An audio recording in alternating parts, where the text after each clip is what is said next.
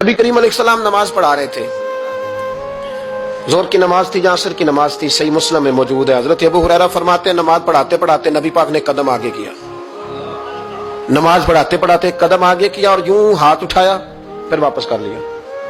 अब नमाज पढ़ के ना तो सलाम फेरा तो सहाबा अर्ज करने लगे, या रसूल अल्लाह सल्लल्लाहु अलैहि वसल्लम, वो नमाज में पैर भी आगे किया तो हाथ भी उठाया, तो वजह क्या थी? पहला सवाल तो यह है कि आप लोग नमाज पढ़ रहे थे या हुजूर को देख रहे थे?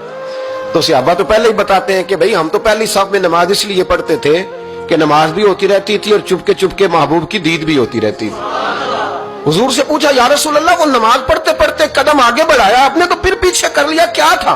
और हाथ उठाया तो फिर आपने नीचे कर लिया।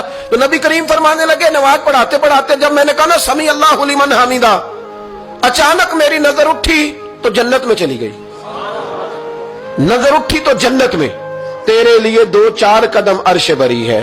तो महबूब फरमाते हैं जब मेरी ऊपर नजर गई ना तो मैंने देखा कि अंगूरों का एक खोशा लटक रहा है जन्नत में, तो मैंने हाथ बढ़ाया कि तोड़ लूं।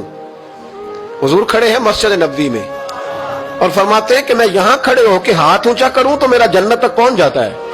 फरमाया मेरा इरादा हुआ कि वो खोशा जन्नत का तोड़ लूं और जरा मैंने पैर आगे बढ़ाया ही था तो मेरे दिल में ख्याल आया कि जन्नत राज है तो राज ही रहनी चाहिए, ये राज खोल गया तो मजा नहीं आएगा।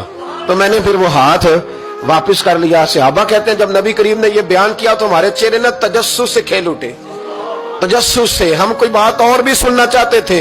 तो महबूब फरमाने लगे, अगर मैं वो खोशा तोड़ के ले आता और तुम्हें दे देता, तुम कयामत तक भी खाते रहते तो तुमसे खत्म नहीं होना था।